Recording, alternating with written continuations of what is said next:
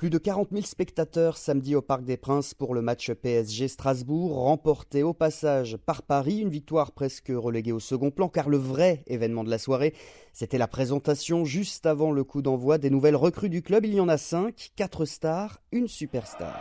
Le nouveau numéro 30 du Paris Saint-Germain, Léo.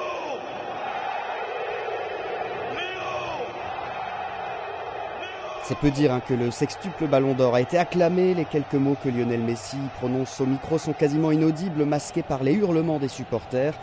Tous s'accordent à dire que cette fois c'est sûr, la Ligue des Champions c'est dans la poche. Eh bien ça tombe bien, en milieu de semaine, l'Argentin ne cachait pas que c'était justement son objectif. Como dije recién, estuvo muy cerquita en los últimos años de poder ganar la Champions y yo vengo a ayudar, a intentar de dar el máximo, vengo con muchísima ilusión, con más ganas que nunca. Muchas veces lo dije, mi objetivo y mi sueño es poder volver a levantar otra Champions y creo que caí al lugar ideal para tener más chance y poder conseguirlo. Lionel Messi déterminé, lui qui pourtant quitte le FC Barcelone à regret après 20 années de bons et loyaux services. En cause le règlement financier de la Liga et son plafond salarial qui empêche le club espagnol, déjà en grande difficulté financière, de prolonger l'Argentin. Le PSG en profite et sort le chéquier. Entre le salaire estimé à 41 millions par mois et la prime à la signature, le club de la capitale devrait verser à Messi plus de 120 millions d'euros nets sur 2 ans.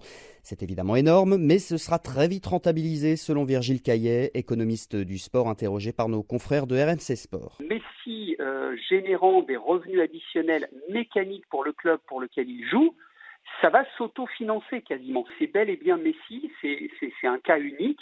Et j'ai aucun doute sur la rentabilité de l'opération. Lionel Messi rapportait déjà directement ou indirectement 30% des revenus du Barça. Alors le PSG fait le même pari et compte sur la billetterie, les partenaires et même les produits dérivés. D'ailleurs, dès l'annonce de la signature du sextuple Ballon d'Or, les supporters parisiens se sont rués vers la boutique officielle du club pour acheter le nouveau maillot floqué du numéro 30.